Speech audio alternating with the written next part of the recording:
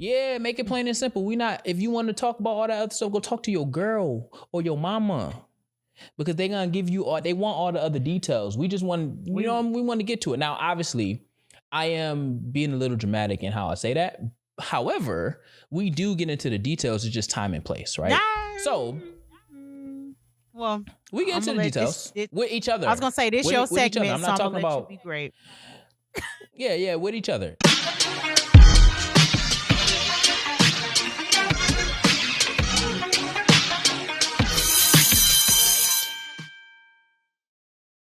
For all the liberated souls and the ones in the back, welcome to Off The Syllabus, the Liberated Dreams podcast.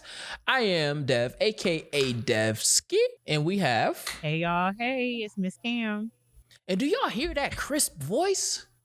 Do y'all hear that? And do y'all see me? Do y'all see me, the ones that's watching?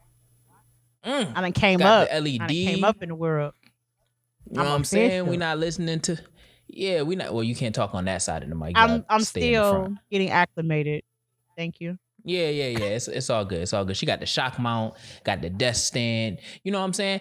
Kim is doing her thing.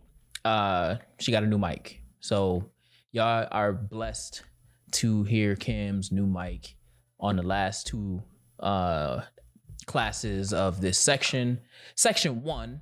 And you know, all of the rest of the sections, Kim is going to be new and improved. She ain't set up the light. She got a light too, but she ain't set up the light yet. It's you know, work in progress for those watching. I was going to say, yeah, my starter kit is still in the process of being assembled, but for now, I'm going to be even louder and prouder than I have been on all the previous episodes. So it's thanks to Dev. Dev has helped me with my starter kit. So... Well, you know, teamwork make the dream work. Yes, period. And, you know, this is, you know, the communiversity of educators working together in order to be better. Facts. Each one teach one. Facts. You know, we just got to make sure everybody good and everybody eat. You know what I'm saying? I always take the teachings of Black Wall Street and all of the great communities that came up in the early 1900s and the late 1800s. So, you know what I'm saying? One thing I've learned in history is we always take care of our own. So period. That's just what we do. We embrace socialism. You know what I'm saying? As a community, we embrace that. So yeah, we have a really dope conversation. Great coursework for y'all to go back and do your research and all of that stuff. If you got kids, you're gonna want to tune in. If you work with kids, you're gonna want to tune in. And if you just interested in what we got to say, go ahead and plop a seat, make a bagel or some food. A bagel. Make sure you toast that bagel. Yeah. Because we don't eat bagel bread. Very specific. We eat toasted bagels. Okay. Yeah, you know what I'm saying? Because with butter, it might be with butter or cream cheese. You know what? Because I don't do the cream cheese. I don't. You know what? Some people do cream cheese. I do strawberry cream cheese. Got the nerve to have a flavor. Really good. Lord. Strawberry cream cheese is really good. But I went to, well, I don't know if Bruegger's Bagels is like a multi-place thing. It may be just a Rochester. I've heard of it. I feel like we don't have one here, but I feel like I've heard it before. That chain. Well, that one, they put butter on my bagel one time, and I was like, "Oh, what is so this?" Fire. It's so. And good. It was just a buttered bagel. So, but y'all, you know what? I come from the generation where we also did buttered toast. You know what I'm saying? So they don't make your toast, make your butter. That's not still a thing. Butter on toast. Do you know the generation? Generation of butter. I'm gonna have to ask some kids. Listen, these kids is bougie nowadays. They talk about their mental health. I don't know if they eat. They probably do avocado toast, if anything. But see, that's bougie. Yeah, it is. Do they even eat toast? I don't think they eat toast. I don't know.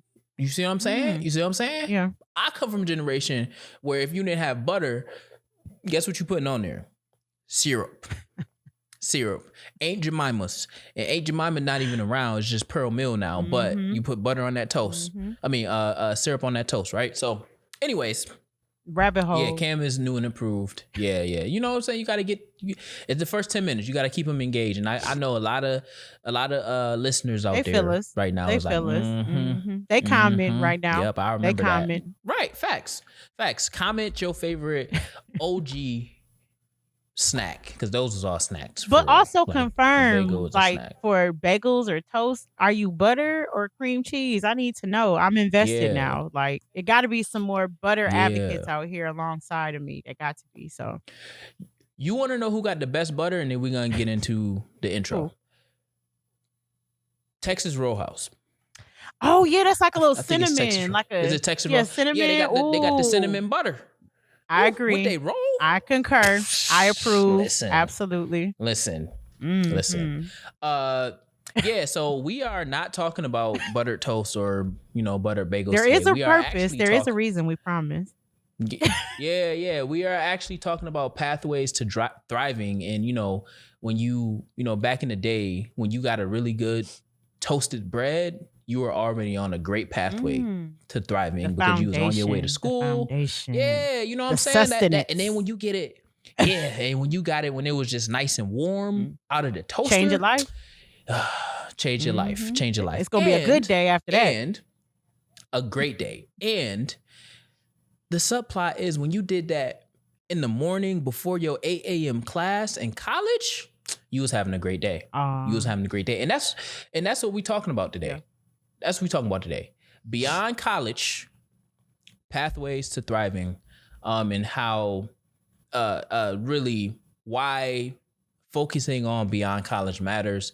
It's not just about going to college, but it's also setting yourself up for success beyond college. And it's actually really cool the way that we got the last two classes of or lessons of this section, because we're going to be talking about beyond college today, and then or this class, and then next class we're going to be talking about dreaming beyond survival. So when you leave college, you should not just be trying to survive, but that's for next class. Kim, tell us what we got for today, because college preparation, college pathways, all that stuff, that is your It forte is. over at By Any Dreams And Necessary. is. So put us on to game. And will. Put us on And game. will. Don't mind if I do. So I thought that this would be a great topic for us to dive into because, as you said, it's one of my areas of expertise. But just in the work that we do in a youth development field, and especially as it relates to teens, that conversation is naturally going to come up of having to advise them, mentor, give them guidance on what life after high school is going to look like. And so when it comes to this generation, since you mentioned them earlier, we're gonna go there. They don't have as much assistance when it comes to this as people would assume and would think. Even just going back to my time, which I'm not gonna age myself, but even when I was back in high school, technically you had your guidance counselors, and that was supposed to be a big chunk of their job was helping you with figuring out what your post-secondary plan was going to look like. And oftentimes it was very traditional if they had the conversation with you. Mine didn't have the conversation with me, but if it did come up, it would be like, okay, what college you want to go to? And even now, some decades later, with this new generation that's coming up in the education system, it's kind of the same approach that I've been noticing throughout my tenure in this field is that they're being pigeonholed kind of into, this cookie cutter approach of what they think they're supposed to do once they graduate from high school. And so what has been so pleasurable for me is being able to like bust up that misconception and that narrative and help them see that like, hey, like, yeah, that's cool. Like, of course, obviously I'm a proponent for education. Me and Dev, we talk about this all the time on the show. We're life learners. We've been adult students. I'm currently a student right now, but it Whoop whoop.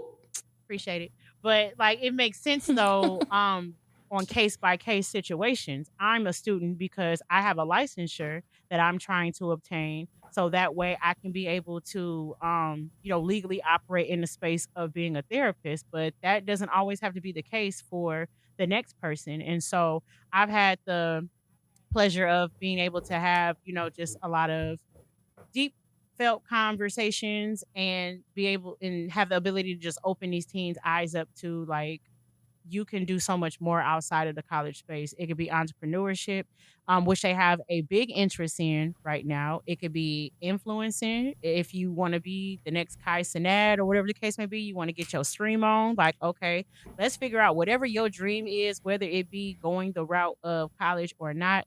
Let's identify what that dream is, and then let's figure out. My job is to help you get the plan together so you know what steps it will take in order for you to be able to operate in that space. You have trades, just all type of things. Like, so that's what we're going to talk about a little bit more today in this conversation, for the educators or the youth development practitioners who are looking for just advice or just tips of how, like, you can expound on these conversations with our young people, because again, there's not just one road that you can travel or approach that you can take when it comes to living a full and successful life.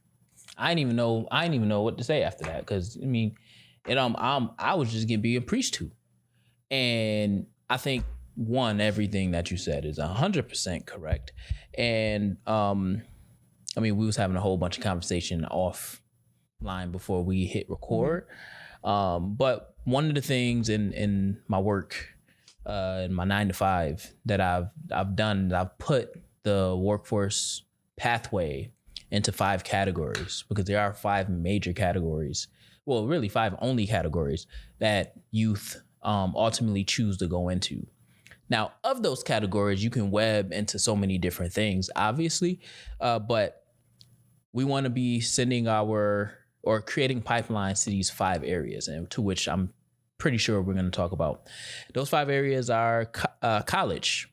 College is career. So I'm attaching college to career.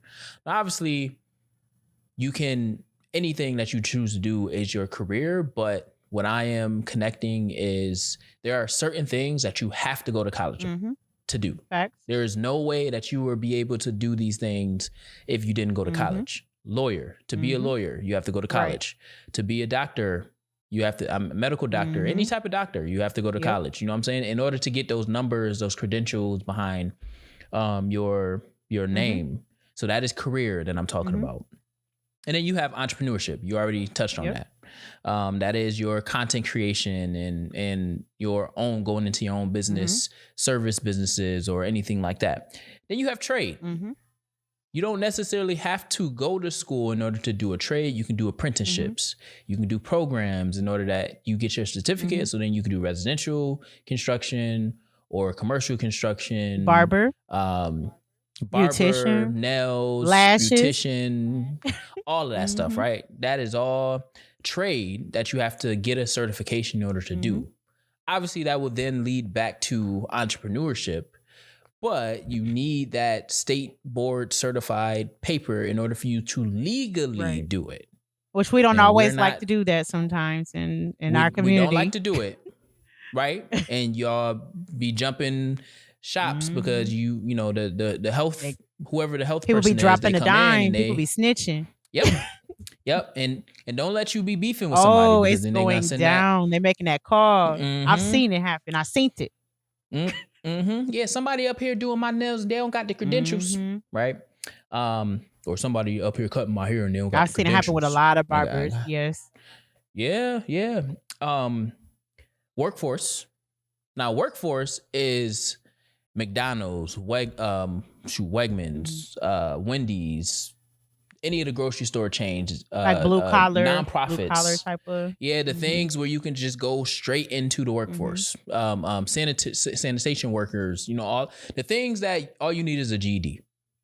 And in some cases, you don't even need a GED, right?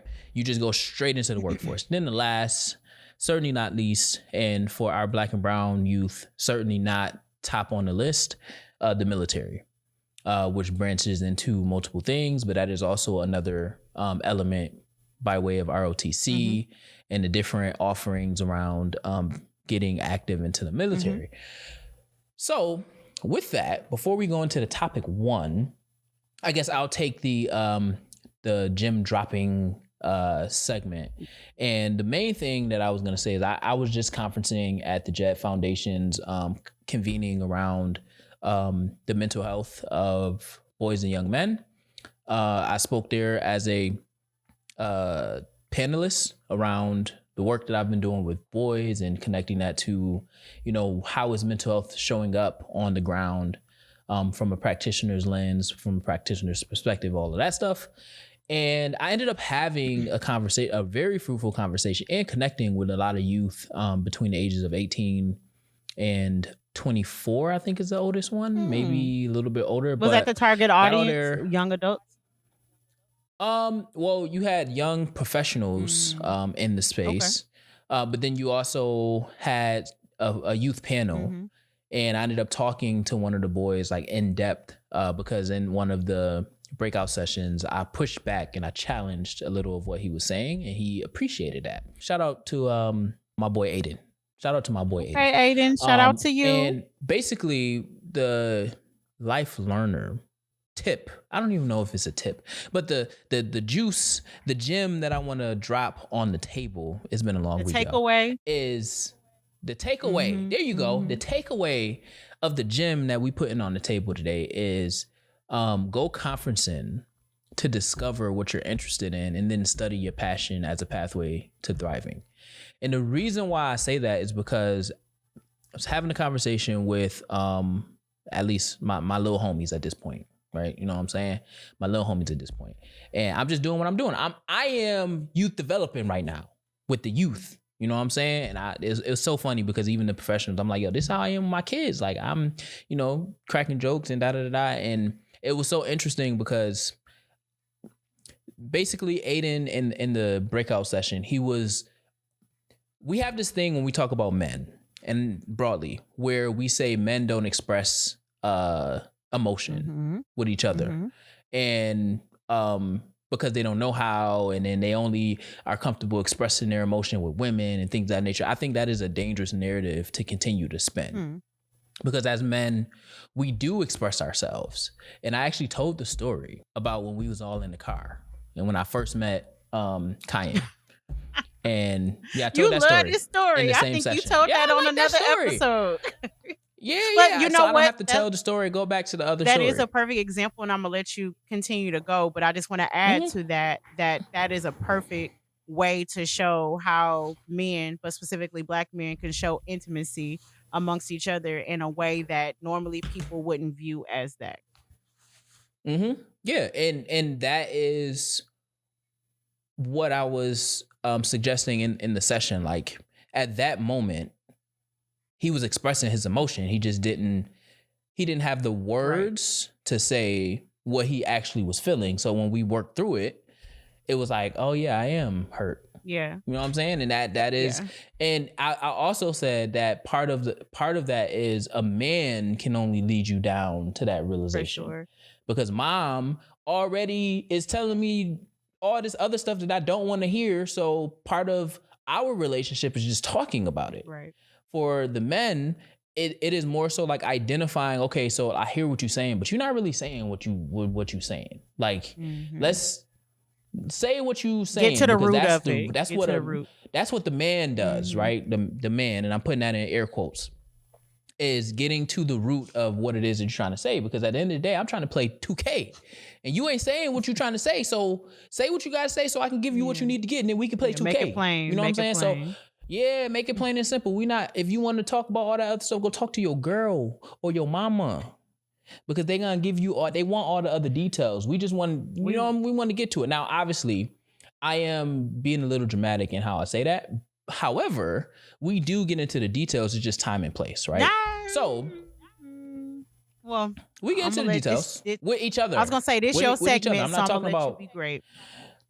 Yeah, with each other. And again, apply nuance to those takes, right?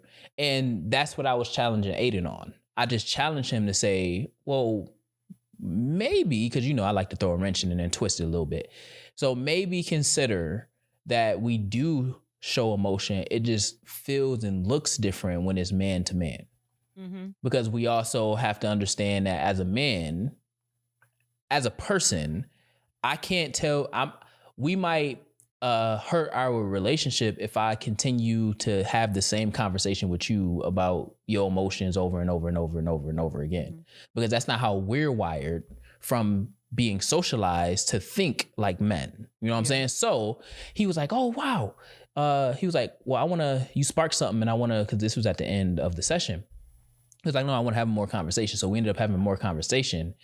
And what we got to, this is the gym drop. What we got to was he is a electrical apprentice. And he didn't know he was interested in mental health until he went to this conference. Wow. So now he's in a place to where he wants to explore going to school for something around mental health. Yay. And he was like, yeah, I didn't know I was interested in this, but now that I'm thinking about it, like I'm interested in it. And then he started saying more stuff. And then, and now mind you, we had just spent 2 days talking about like men, they aren't vulnerable or they don't show vulnerability, And he was, telling us some stories. And I was like, what are you practicing right now? Again, I got my youth development brain on. He's 19 years old. What are you practicing right now? He was like, he ended up saying something. I was like, no, but what? We've been talking about it for the last 2 days. What are you practicing right now? He was like, well, expressing my emotions. I say, right. But for the last 2 days, and what you said in the room upstairs is that we don't do that. So you see why I wanted to throw the wrench in. So not you being a contradiction, Aiden.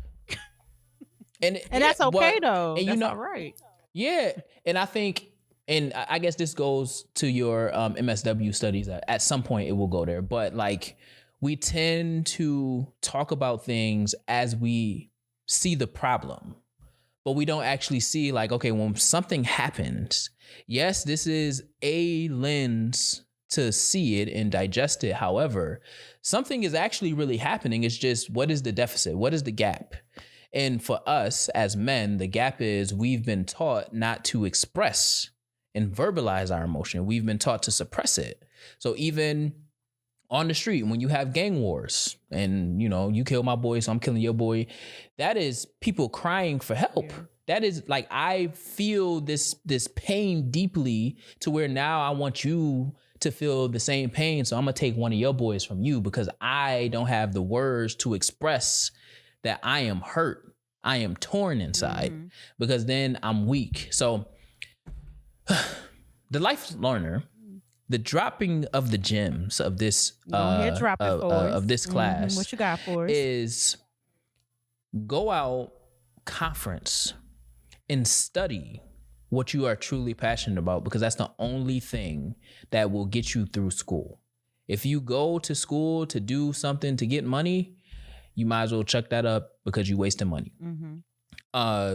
Explore and really ask yourself what it is that you are passionate about, that you think that you can, make an impact on the world with. And in this case, my boy Aiden believes that he can, one, study mental health because he has a passion for it, but then two, he also sees a pathway to integrating that into his, electrician, professional space. And I even pitched him an idea. I'd be really like he could be the mental health electrician. How that all comes together. That's a very different approach. And he was like, oh wow, you said that, and somebody else said the same thing, and I'm like, yo, the sky's the limit. Because a running theme with the young people that I was telling them was, I'd be doing stuff. I'll be breaking rules. I ask for forgiveness later. I'll be putting stuff on walls and stuff, and I do what I feel my youth need. And a lot of the times the system, buckles to, those actions because it works.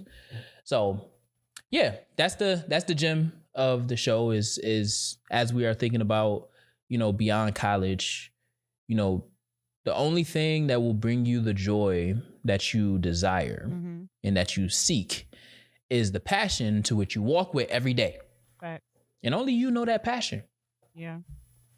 That was good. I appreciated that, Jim. Thanks, Kim. I would even add to that. I think that even like workshops too, outside of like conferences. Well, conferences typically will have workshops embedded in it.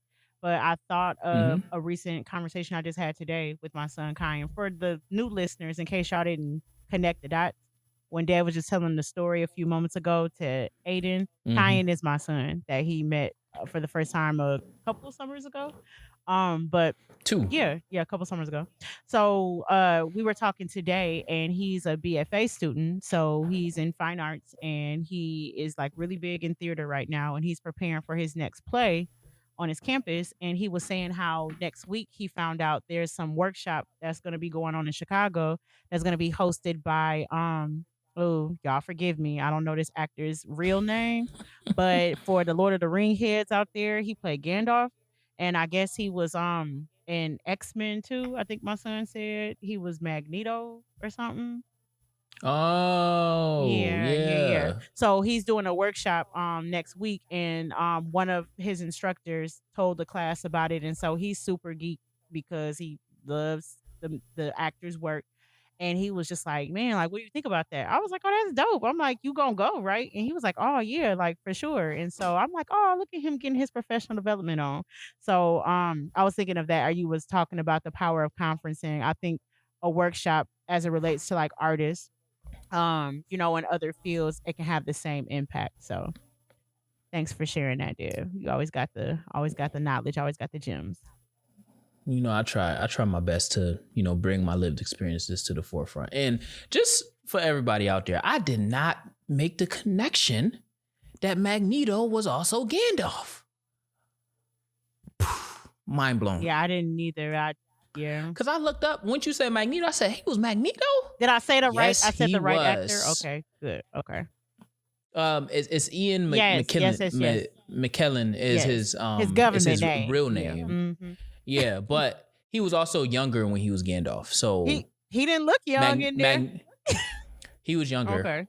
Because that was Lord of the Rings, the fellow. He was in a few of them, I thought, The or no? Fellowship. He was in Three Rings. He was in the Return of the King. He was in all of them, That's what I basically. thought. So, but he was younger. Oh, Because he played that role no, he was. before he played Magneto. Yeah, Did never you mind. just hit me with a 6'7"? Like, what? We ain't gonna get. Well, I could have, but You seem conflicted there. Like, I must have messed that up royally. Like, go ahead, no, correct you me. Go didn't. ahead, correct me. You always do. No, you didn't. You didn't mess it up. I just we age really well. That's all I'm saying. Weren't we just talking That's about all I'm that? We saying. was just talking about that too earlier. So I'm picking up what you're Yeah, putting down. I got you. we age really well Because because I was gonna say he was the definitely giving Elder, and but that was a goal. yeah And 2000 right 2000 was the first X-Men he was in, and then the first Lord of the like Rings he was in was 2003. 2001. Okay, So, got you. but anyways, topic one. Topic one. Yes. Lessons learned from the work, not the textbook. What you got for us, Kamsky? So, as I said earlier, this has just been a common theme throughout my tenure as a mentor, and just learning how to navigate through the college career readiness space. And um, one of the things that I noticed like very early on was that the if I was connecting with the team and providing mentorship by the time they made it to high school, um a lot of times it would kind of be like out of sight, out of mind when it came to like post-secondary plans. So they wouldn't really put that much thought into it.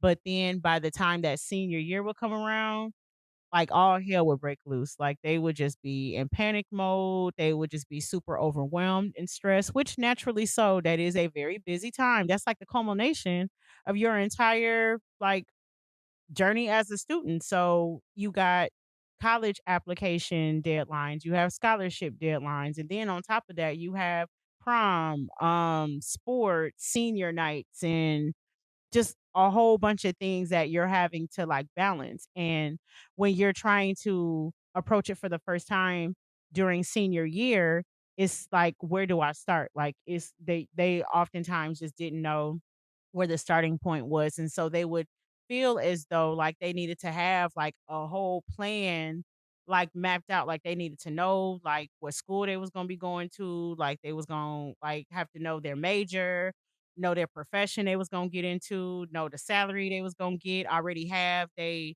um color of their first car picked out. Like it would just be these unrealistic expectations where I'm like, whoa, like wait a minute, like baby, you only 17, 18, maybe at the most. Like, wait a minute, like pump your brakes. So I had to start figuring out ways to have these conversations with them and obviously support them throughout this experience, but just let them know through the gate, like, who said you have to have it all figured out? Like you are still a baby. Like I know you don't think that you're a child.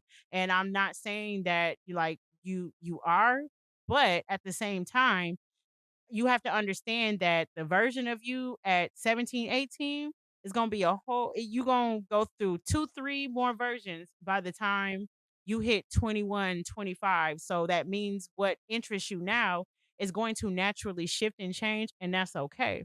So I would take the approach of asking them like, "Okay, in a dream world, like what would you want your future to look like?"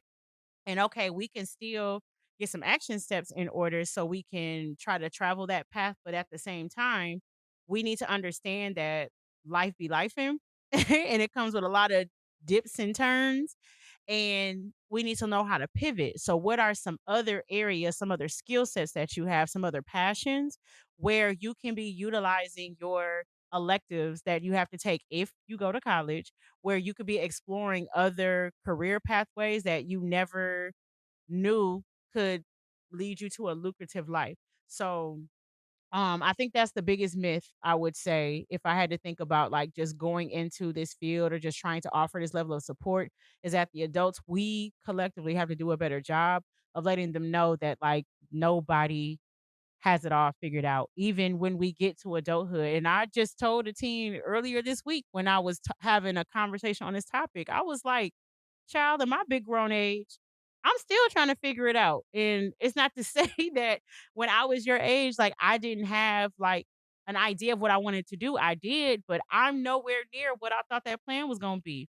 Y'all that's listening, listeners, you couldn't tell me I wasn't gonna be the next Johnny Cochran. Like, that was my guy. I knew I was gonna be a criminal defense attorney.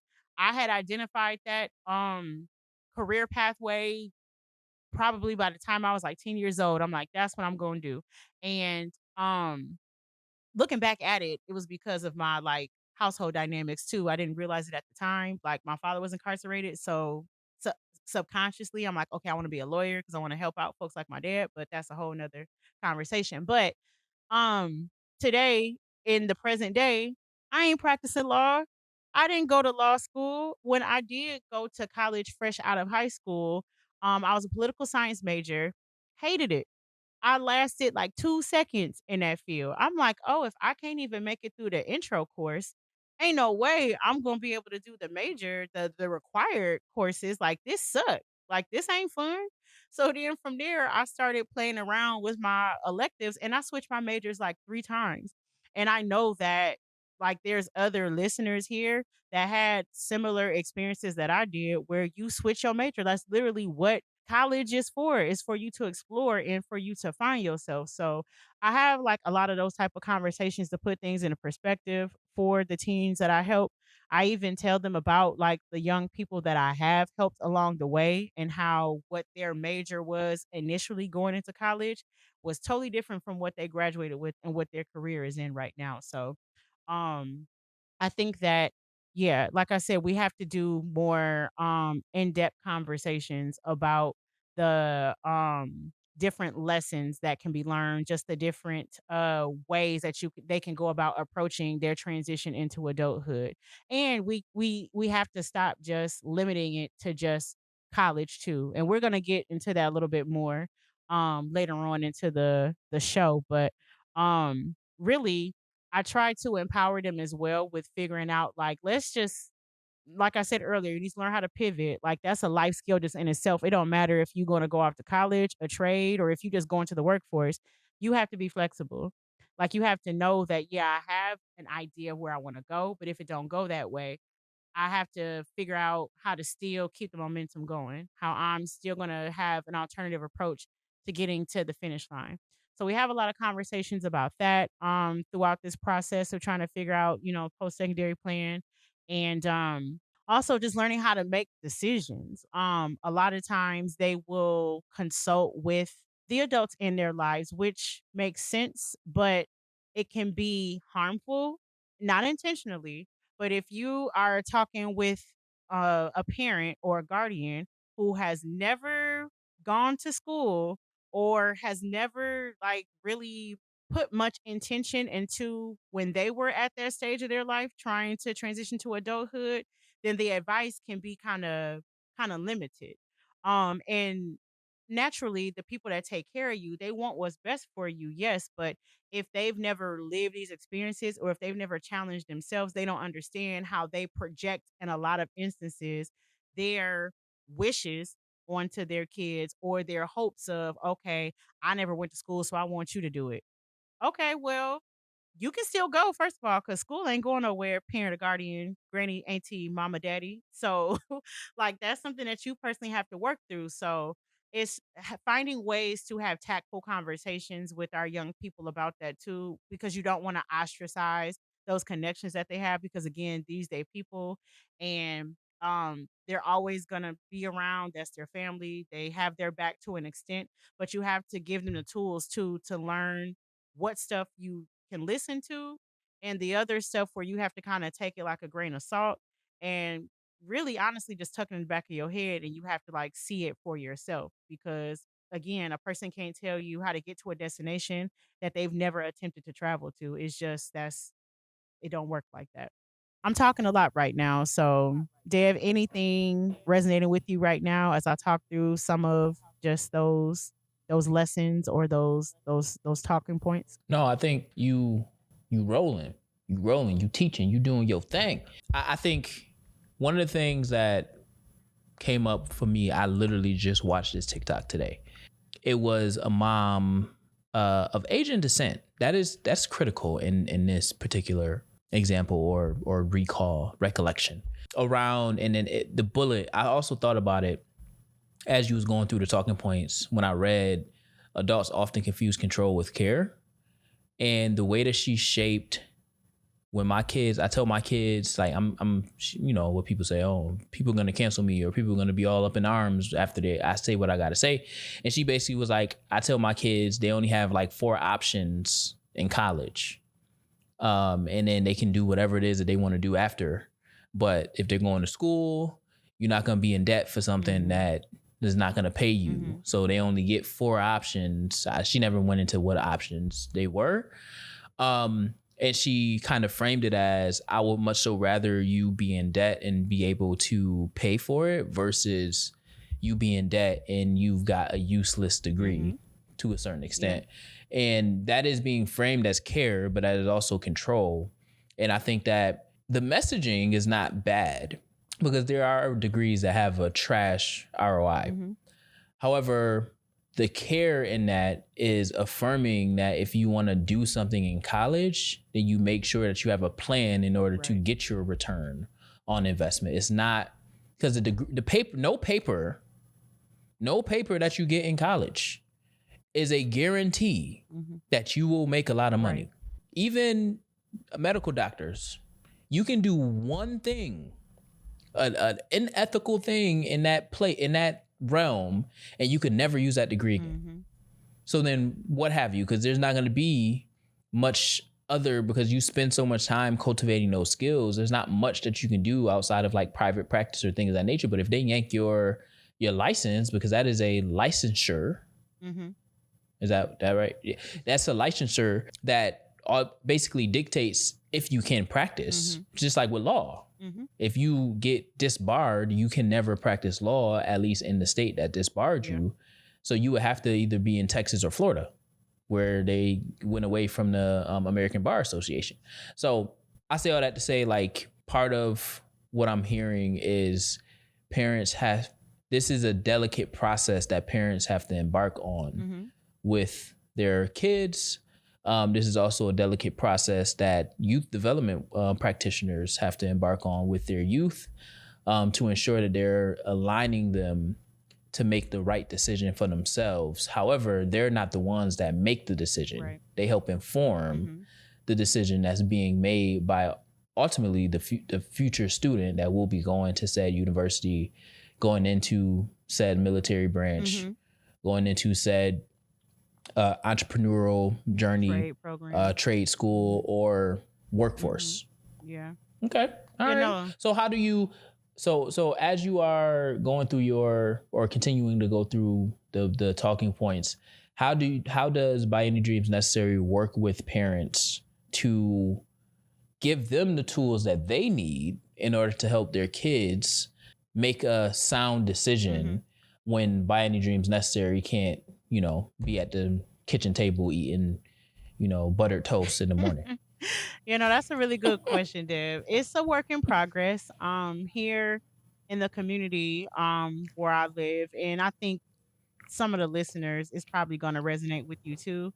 Parent engagement is not where it needs to be, and so I have my theories on that, but for the sake of argument and time, um, I'll recognize that it's either they don't have the acumen to be able to assist their student throughout this process because oftentimes they haven't experienced it, like I said earlier, or they don't have the availability because of how their head of household duties is set up.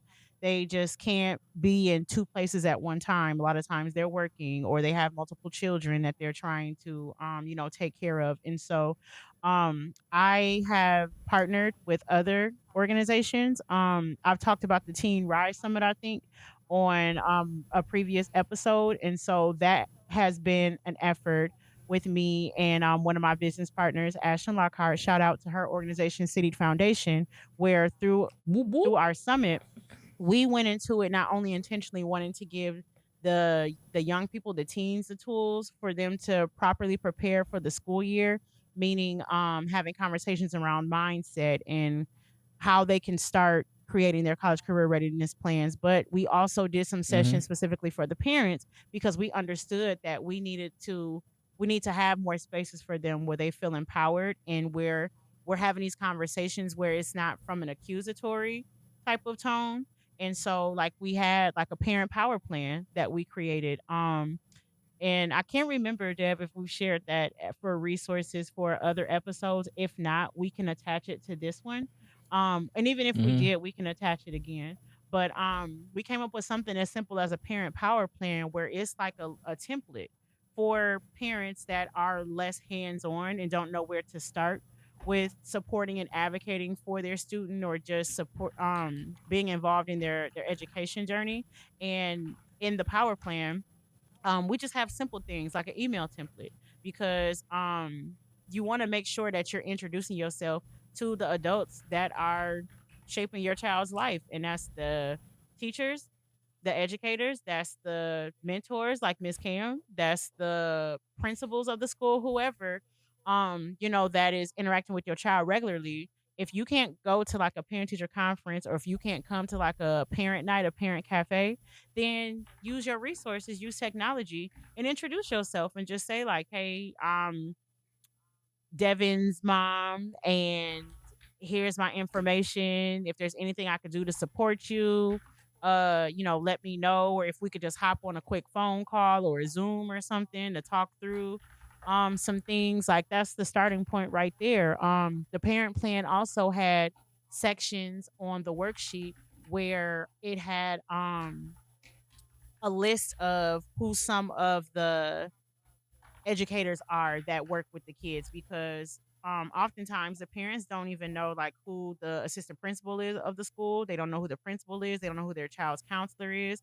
They don't know who their school board representative is, which is very key in case, if God forbid, there's any issues that you run into like with your child's Mm-hmm. experience. So just making those small steps to start building a relationship with the adults that are in your teen's life can be a game changer because that's building that partnership and that community and village. So that way, like we're all wrapping our arms around your baby and setting them up for success, whatever that may look like, whatever they want it to look like.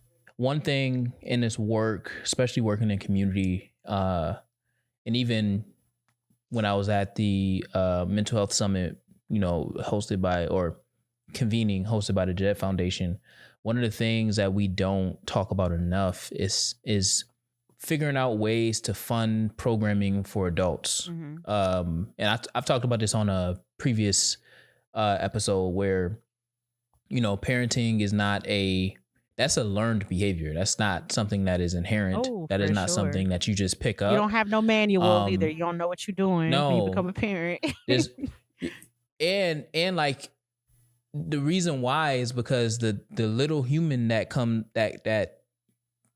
to be an adult or a child and go through the stages of adolescence is also building a personality that is taken from two different people, and then their own lived experience that they don't even know that they pulling from. Right. You know what I'm saying? And the conversations and the realities to which they digest and download the world, their parents have created a reality for them. Right. So they have to understand emotion, and they have to understand how to express themselves. And if they are not getting that from somebody, then they have to get it from themselves, which means that it's going to be a delayed process for them to be or do any of that. And arrested development. So By Any Dreams Necessary and City Foundation having resources to help parents navigate all of those things that you just said is super dope. Especially being that I'm also in the parent engagement work, and I'm currently working on a parent liberator model for Monroe County and Rochester to help get more parents into systems, conversations, and organizations to help make decisions on behalf of the kids that they have adulted. So that's super dope. And we can't forget about building capacity in these parents, and we can't continue to say our kids don't have it. And because their parents don't have it, we have to say, how do we bring community together? Right. Remember, it takes three things to be a community: an elder, an adult, and a child. All those three things have to exist in community. That is the three stages of life, right? So we have to make sure that we're not only building capacity for the kid, but we're building capacity to continue the conversation at the time with the parents at the times that we cannot be that youth development worker. So that's dope. That's dope. Appreciate it. We do what we can. It's like I said, it's a work in progress, and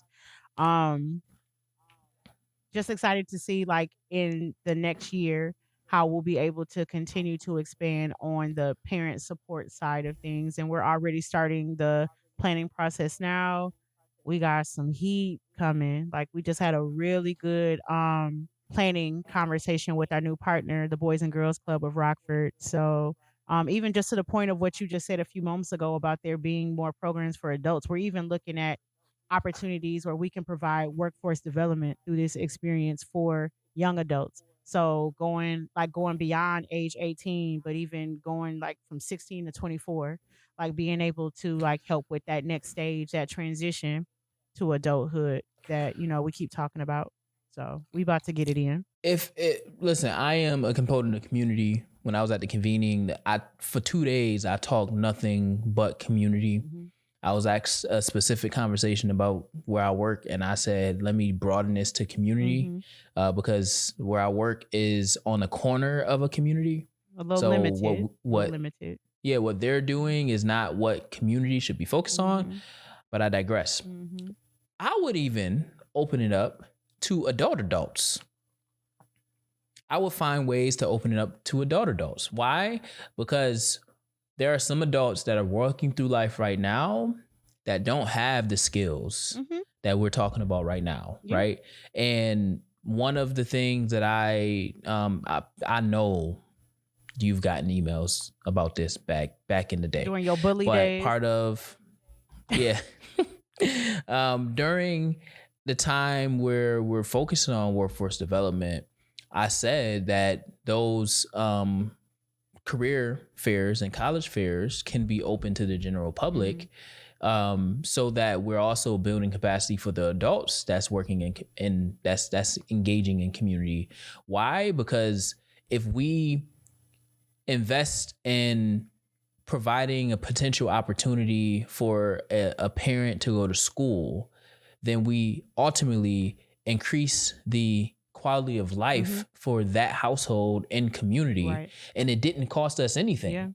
Very true. It cost us the same amount of money to program for teams that it does for adults. But see, what you got to do though, Div, is what we have to do as a community is have these bigger conversations with these funders and these organizations that are providing, the revenue to be able to do these things, because that is another big piece or elephant in the room that's limiting us from being able to go beyond just high school age, is the fact that a lot of organizations or funders are not as supportive as they should be with still supporting adults. Yeah, and I think, well, one, the liberator model that I'm currently in the process of drafting speaks to that, because who's being funded and who's being paid for is the parents of the kids that's being affected by all of the parent engagement work that's happening. So, and Rochester, in a sense, has a very dope model around providing stipends for parents in their time. And stipends is a game changer. Yeah, and that's another thing these funders need to start allowing more of, but I digress. Well, I think it's also these organizations need to put that in. That's Funders what I'm saying. Don't necessarily say they won't. It's just they don't know. Because, I mean, they will sometimes though, and I'm only saying that because there's a current contract that I'm trying to finalize now that's federally funded, and stipends have. Well, the federal is different, but it still is an issue though. It still exists, and so all I'm saying that to say and bring that up is that this organization has purposely written in stipends, and there's still loopholes that we're having to find so we can still justify just getting simple gift cards and things of that nature, or just trying to pay the participants for their time. So it's not impossible. No, I agree with you of it being written into the ask, but you just have to be very strategic on how you're doing that too, so you don't keep running into more barriers that already exist. So then what I normally say is take it out of your operations budget. Yeah, sounds good. But you still getting the money though. You are, but because you have an admin cost. Why aren't these orgs doing it? You have an admin cost. I agree with you, but well, because they're not. Well, I tell you why. Because you have a bunch of old farts who are sitting disconnected in these roles, disconnected from that, because instead of rerouting operational dollars to something like stipends, they will much rather somebody else pay to then give the stipends so the operational budget stays what it is. But then also in that budget of money coming in, you have spend down dollars that never get spent down. So then that goes into bonuses. But I was going to say, but you know how they're spending those money down? Like you said, is going into people's pockets, is going into Christmas parties, bonuses, is going into excessive spending on food for staff meetings. It's going everywhere, but the community need that the org is supposed to be founded on. So I agree with you, yes, but like I said, if it was that easy, then why ain't they doing it? So, well, they don't want to, but they're not doing it because they don't want to. It's easy; they just don't want to do it. Because you have people rotting in seats, literally. That's a whole nother conversation that for another day. But because time is flying. I don't even know, but time is flying, and we are already almost an hour in. So for the recess, I want to switch to the recess real quick, but it's gonna be real quick. And by the time this episode airs, the Oscars actually still wouldn't have came on, because the Oscars is late March, and this is happening. I think this is coming out at the beginning of March, but Sinners is now the most nominated film of all time by the Academy Awards. And, I think that... What was it, 16? 16 nominations, all of which they should win. Have you seen the Kev on stage? You seen the Kev on stage piece he made about that? He was just... Nah, I'm at the watch. Yeah, he was just, he a comedian, so he was just saying what you just mentioned, that they should. but we know the But reality they of what we won't. up against. But he was like, it better be one though. He's like, don't let them be empty handed, Yeah. and don't let the nomination be you thinking that's a form of a reward of the award, or you just trying to shut people up. Like, no, they better not leave Yeah. empty handed. I Yeah. know that much. They better not leave empty handed. Yeah. They can't leave Ain't no empty-handed, way. especially when a movie like Marty Supreme got 9 nominations. Didn't deserve that. Marty Supreme probably should have got 3 I nominations. still haven't seen it yet. I watched the movie. You said on bootleg, right? on bootleg, and on one battle after another. I don't know. Oh yeah, what was that? Tiana got nominated. I watched that. I haven't seen that yet either. The storyline is super weird, like fetishy around, like a white man is fetishing around weird. Okay. Weird. Don't spoil it for Weird. us who ain't seen it. I'm not. That's why I stopped. Thank It's you. weird. However, I don't think, and I'm gonna say this in all caps. Love Tiana All Taylor, caps. and I love what she's doing. Oh, don't come from a girl. She should not She have killing won it right Best now. Supporting Don't Actor. do that. Don't do that to my girl. And you want to know why? Because I watched one battle after another, and then I watched The Rip, to which she's in both, and I felt like I was watching the same character. Oh. Well, you know one what? was a revolutionary, one was a cop. But why is it though, when you look at like the history of the roles that Black actors and actresses are normally nominated for with the Oscars, it don't be their best work though. Like even Halle Berry with her Monsters Ball. Ooh, like Yeah, she won when she was like a crackhead mom or something like that. nah. Well, yeah, and it was like that. You know what? That was kind of fetishy too with her and Billy Bob Thornton. I think you own to something here. But well, I think part of it was the Academy is a pay for access, like pay for subscription membership, and it's a bunch of older white men and women, older white people, right? It's surprising because the Ryan Coogler, which we talked about on show prior, refused to be a member in the Academy, like pay to be in the Academy, right? So them all still nominating him, and it's the most nominations. Can go either way because it could be you're the most nominated, but you win nothing. Right, but do you think it's a strategy though, you. because they saw how the Golden Globes got dragged for how they played him, of them trying to get ahead of it? No, I think the nominations are. It's warranted. It's earned. It's deserved. Yeah. You can't fake influence. Well, the numbers. Kendrick drop. Oh Lord. Kendrick drop. Hip hop drop before it's time. Yeah. You can't fake. You can't fake the influence and the technical expertise that went into the crafting of this film. And I think that it was a master success. Like the box numbers office, all of don't that, right? lie. And I think he masterfully rolled the movie out really well, because he rolled the movie out talking about the format to which he shot it in. And then on the back end, he continues to put it in to theaters again. Like it's going to be in theaters again next month. Really? I think the week of the 20th. Yeah. Oh, I'm gonna have to in pull IMAX. up. It's going to be my 5th time going to go see it then. and it was in IMAX at the end of December too. Oh, like I didn't know that. Week prior to Christmas, I think.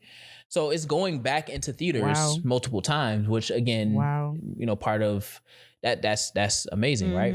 But what I was saying is that it could be both ways. It can be we nominated you, but you don't want to be a part of us, so you don't get anything, or we nominated you and you're only going to get some. I don't expect him to get all 16 nominations. But I think best picture, best original song, I think they could have chose a different song than I Lied to You. So best picture, I think best actor should go to Michael B. Jordan. And I think Delroy Lindo should get best supporting actor. Did Wunmi, was she in that category too? She got I think they're both in the same category. Ooh, she I would pick killed it, Delroy. I would pick Delroy though, because he was the glue to He was that. good. He Like was very he good, and he's had a more long-standing career, I guess. But I really liked Annie. Wumi was Annie good. was my girl. I think Delroy, he should get the, but I But don't you're know. Maybe biased though too, because best supporting that was actress. your favorite character, wasn't it? Yeah, I might have been. Mm-hmm. Well, I think or it could be best supporting actress. So then she would be in that category. Yeah. But I'm hyped that it's they got their the most of all time. I think that one battle after another can sneak in on some things. I do like the way that it was shot. I just didn't really care for The that storyline. story, and it was written by a white man, and there's a white man fetishing over a black woman, and then like you need to watch it I so want to I see it. can, It's on the list, but I cause just ain't. I've been a little busy. I've it's been a little busy nowadays. yeah, I know. Yeah, you are getting your MSW and Studious. trying to be clinical and all that stuff. But yeah, like yeah, I watched it and I'm like, yeah, I didn't really care for the way that they told him, because even him, like Leonardo DiCaprio's character being a revolutionary, but then leaving the revolution once they had the kid, but then it's You're mad still weird. giving spoilers. It's sorry. Yeah, stop right My bad. there. My bad. Stop. My We bad. get it. Anyways, Sinner's most nominated film. Sinner's most nominated. Next behind it, not far behind it, is One Battle After Another with 13. Marty Supreme having 9, but they don't deserve those 9 at all. So yeah, that's my recess. Thanks for coming to my TED Talk, and I need to find somebody to talk about One Battle or Another. Matter of fact, just don't go on my TikTok, because I'm going to be talking about it. So topic 2, college is a path, not the destination. What you got for us, Cam? Set us up. So I'm throwing you the alley-oop. I already planted the seed earlier by saying that we have to do a better job as the adults in this space, mentoring these young people with their post-secondary plans, of not force feeding college onto them. And you spoke about the different pathways as well. So I don't think that there's really much that we have to beat into the ground with this. But I think that when it comes to the conversation about the pathways that they can explore being beyond college, is we need to also let them know like what gap years are. Just the power of being a transfer student, and by transfer I mean starting out um with humble beginnings at a community college and then going on to a 4 year, if that is in alignment with the degree that you're trying to get or the career that you want to obtain. Or just like stopping sometimes, like you try it out and it's just not for you, like you thought it was, and it wasn't.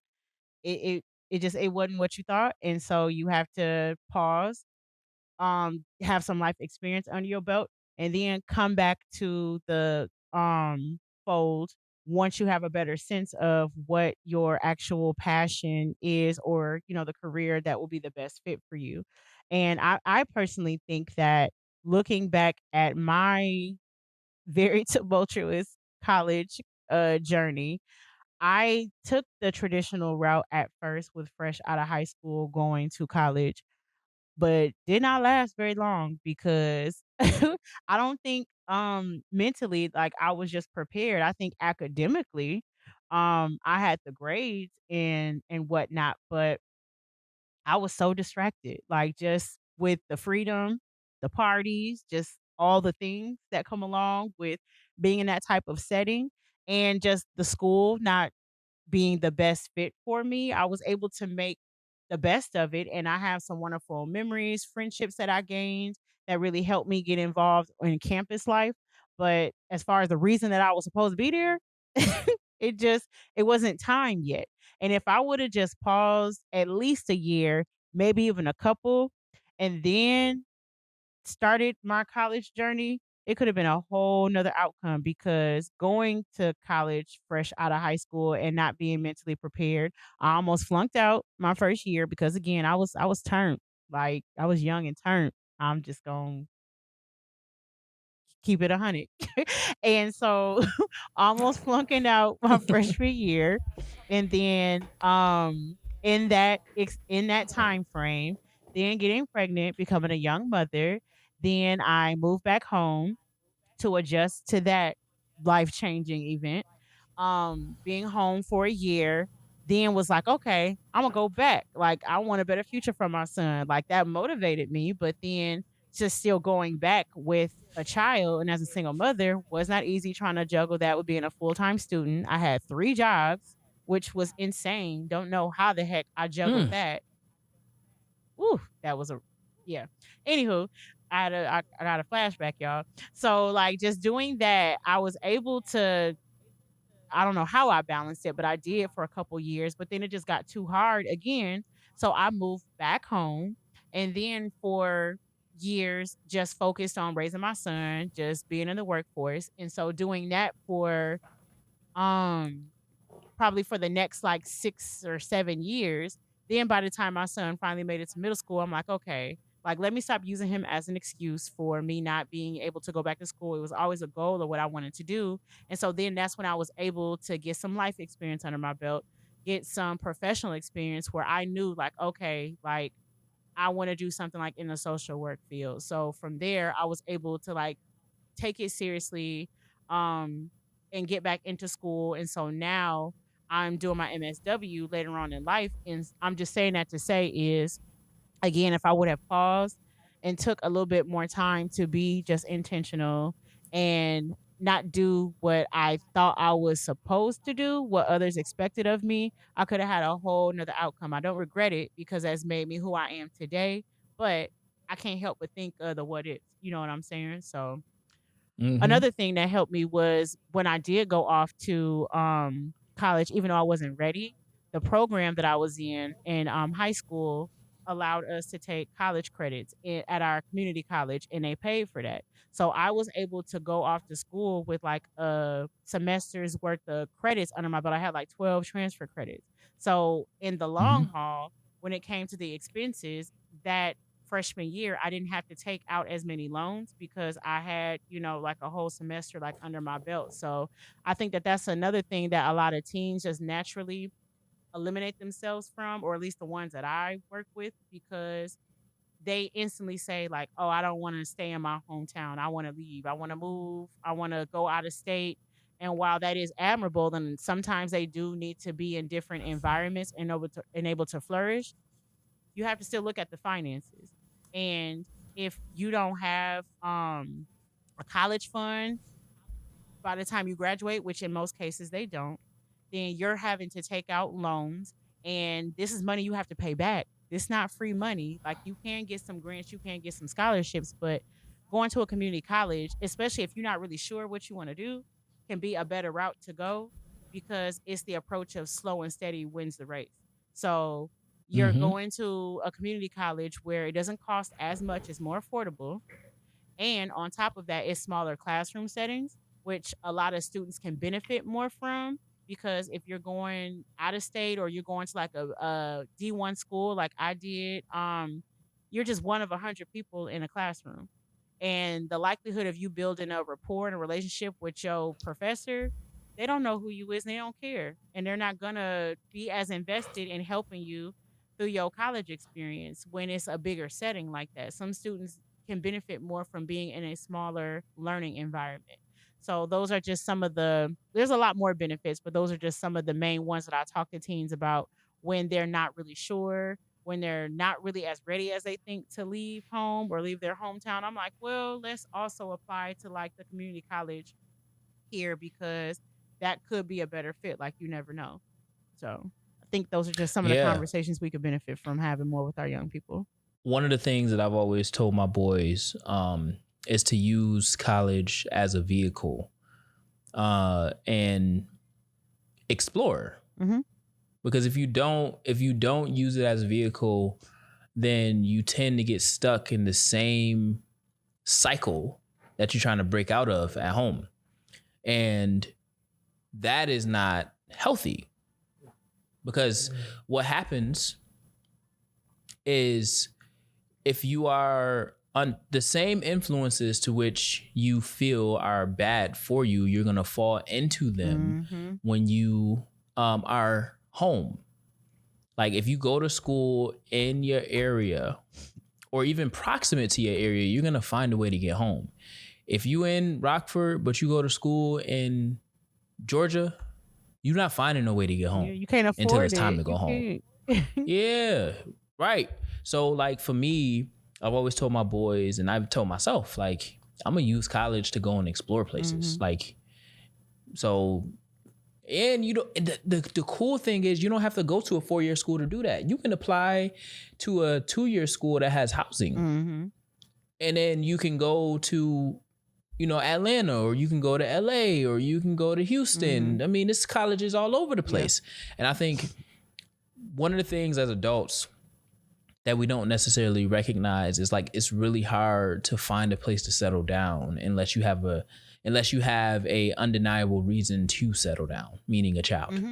Yeah. If you don't have a child, Take the sky's the limit. advantage. You can go Take anywhere. advantage. Be outside. You can go anywhere. Yeah, well, be outside responsibly. Yes, thank you for the disclaimer. That's what I meant. I didn't mean be outside wild. responsibly. Trust me, that's Be what I outside was saying. responsibly. I learned from my past life. So Yeah. And so for parents, don't be scared of those Parent Plus loans and all that stuff. And it's so interesting because I never had to take out a Parent Plus loan, or that was never like a thing for me. I don't know why, but my financial aid always went through as is. I don't know I didn't do the what Parent was Plus the either. meaning. And I didn't have to, but like my stepsisters had to do Parent Plus, which was interesting. But that's neither here nor there. Use college to really explore the places that always interest you or that you always wanted to go. I almost went to New York City. I'm glad I didn't go to New York City, but I also wish I would have went to New York City. Primarily because I don't know, my life probably would have looked differently. I don't know, but I went a different route, and I don't disagree with what my life looks like now. And I'm now proximate to New York City, so I'm getting a pseudo experience of living next to New York City, but not necessarily in New York City. But I have the ability to go to and from, and it only costs $7. But right? you're able to do it later on in life, even though you ain't lived that much life. You have, but you haven't. But like you're able. Whoa. I'm not. That's no shade. That's no shade. I don't want no smoke. That's no shade. I'm just saying you're still young, but you're older enough to where you're more stable, to where now you can, you know, you can access New York She laughing. more stably. Like imagine if you would have went like fresh out of high school, that would have looked totally different, like your quality of life. Yeah, but I also would have been playing basketball, so I would have also had access as an athlete. You know what I'm saying? But I still got to explore, you know, a different city, right? So and for that I made a lot of good connections, and I still have those connections. And now I'm in a environment to where, you know, I can continue to make connections that mean something differently now. So college was always, you know, that path when I was in there, but then it also taught me that, like, you know, where I end up isn't only dependent on what I did or do in college. It was more so like college was able to enhance the things that I was doing in the moment and give me the foundation to continue to explore different ways to exist in the professional realm, in the professional space. And I think that's what we need, and that's what we need our parents to really relay to our youth, is that you should engage in the experience of college with the idea or concept of it is enhancing something that you already do or want to do. So if you take that gap year, or if you choose to transfer, right, make sure that there is a reason for that in pursuit of what you're trying to do at some point. I'm gonna say something else to that point too, Dev, is like parents need to also understand that not only is college and opportunity for your child to explore, like you just mentioned. But don't let costs be the reason why you are advising them against that as well, because that's a scarcity mindset. And while it is real where you don't want your child to go into debt, kind of like that same mom from earlier in the example that you gave with the options, Mm-hmm. um, there's other alternatives out here that can alleviate that. Scholarships are a thing and they are more attainable than what our young people, even our adults, even realize. Me and Deb was just talking about this before we started recording. Like, I'm the testament of, as an adult learner, I've secured at least two scholarships in my undergrad and now my grad school experience that have paid for my tuition, and I have more scholarships that I'm still actively applying for. So if the options are there for me and my big grown age, for the young people it's even more. And that's another part of what we do at By Any Dreams Necessary, is help connect them to these resources that they're not aware that's literally available just in their backyard. Most communities have community foundations that literally house Mm-hmm. hundreds of local scholarship opportunities. And oftentimes the local opportunities are a lot more attainable than the national, because they're um they're not applied for as much. I've helped teens apply for some local scholarship opportunities where the applicant pool has literally only consisted of like 3 teens, and the opportunity was for thousands of dollars. So think think of those options, and if you don't know how to connect them to that, or just even where to start, that's where organizations like mine, mentors, and youth servant organizations can come in handy with bridging that gap and making that connection. That's a fact. So as you are working with families, youth and families to make that sound decision, and then it gets to the point where you've gotten the decision down to three different options Mhm. that are sound enough to either make the short list. How does By Any Dreams Necessary kind of consult with either youth practitioners working in programs that you are working with, youth and families and parents, to um, ensure that not ensure, but to help guide them towards the best possible choice based off of all the information that you all have compiled over, I would assume this is a um, at least year process between the Mhm. ending of junior year to like mid senior year. Yeah. Typically, just from my past like experience with mentorship, is like I try to map it out in a way to where it's simplified. And like you said, that's a really good point that you made about narrowing it down to like the top schools, because that's another thing that sometimes a lot of teens will do. They will over apply, and they'll get into all these schools, and I always kind of um discourage that, because you can have too many options. Like, that's the thing. And the last thing that you want when you're already overwhelmed during your senior year and don't know whether you coming or going, is to provide like more options to where it's going to make it harder for you to make your decision. So we definitely put together like resources, and just like different kind of, like, I've done workbooks in the past, things that like help outline it like visually. And then from there, we just have the real conversation about like what are the determining factors now on you making your final decision. Typically, you want to be able to say that you've done a tour of your campus. Um, I shy away from encouraging teens from going off to a school that you've never stepped foot on a campus, because all that glitters is not gold.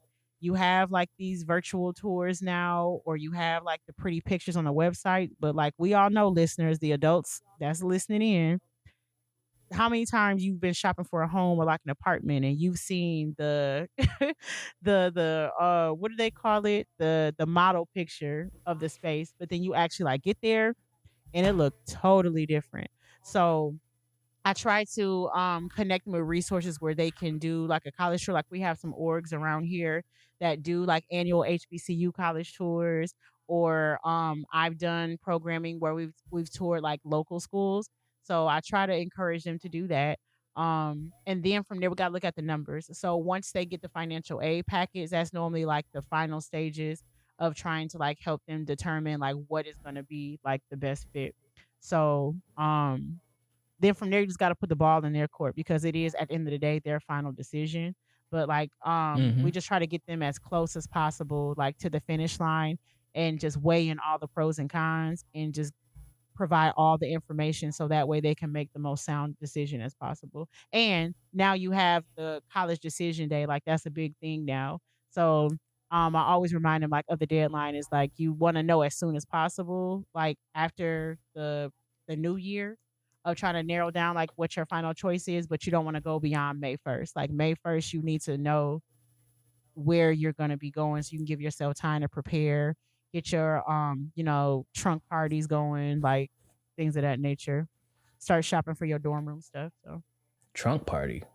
I ain't never had that. I just showed up with a caddy well, you didn't have a and a graduation. bag of You didn't have a clothes. graduation party neither, and that was just like, no, Yeah, nah, I didn't have a uh-uh. graduation You party. know how many blessings you passed up by not having a graduation party? My son didn't want to have one. I ain't passing. You did. I ain't passing no I'm blessing. just saying, like, so my son, he didn't want to do one neither, and neither did his best friend. Thank goodness me and his mama was on the same type of timing. We made them do a joint graduation party, and both of them walked away with bands by the end of the party because people was just literally just throwing blessings their way because they were so excited and proud to see these ambitious young black men going off to college and starting the next chapter of their life. So that's the benefit. No, I loved. I love that for them. I'm just I hope they invested that band. Yeah, they invested all right. They invested in their wardrobe for their freshman year. And, Uh, my I don't know what my son's friend did, but my son like he got like some stuff for his dorm, and he wanted to decorate it, stuff like that. But mm, it was nice to have that addition to go into the pot when it was time, to get him prepared for that next stage. So I know he was lit. I know oh he yeah, was when lit he with when that. he saw that Like, money that was in oh, his gift box, all of a sudden he appreciated the fact that we forced the party. yeah, I believe it. I believe it. I believe it. Well, um, anything else you have for the people around you know, planning not only to get to college and get through college, but making sure that the plan. Oh, actually, let me ask this as we close out. Is there a post secondary plan template that By Any Dreams Necessary has that you work with your youth that's in college on as they are going through the process of finishing their studies? So that is in the works right now for sure. And by the time this episode airs, I think I should be able to attach something to this episode so that way that could be a resource for our community. So that way that can go into their toolkit as they're advising our young people. Shoot, I need one for post for post graduation. I've given you some gems. I I've given need you some tips, one. but yeah, no, I feel you. I feel you. It can I Oh kind of low man. key interchangeably be for adults because, like I said, we got the same opportunities too. It just look a little bit different, but like we can Mm-hmm. pursue some of this stuff too to get to our dreams. That's a fact. Hmm. That's a fact. Well, I mean, if you don't got nothing else, I think we gave them more than enough to chew on for the next uh week before the next episode Yeah, comes out. I agree. So It's a very robust uh lesson. yeah, yeah, especially that first half around the planning Hmm. stages before we even get to, the actually going through it. Right. So yeah, I mean, I don't got nothing else to add. So close us All out, right. Kamski. Well, hopefully our listeners enjoyed yet another entertaining conversation that we brought to you. And with that being said, class has been dismissed and your remix is officially remixed. Did I hold on? Did I mess that up? Yeah, you messed that up. You said your remix is already. I mean, your remix is officially remixed. Switch that up, Yes, let me Kimsky. try that again. One more again. Class has been dismissed and your syllabus has been officially remixed.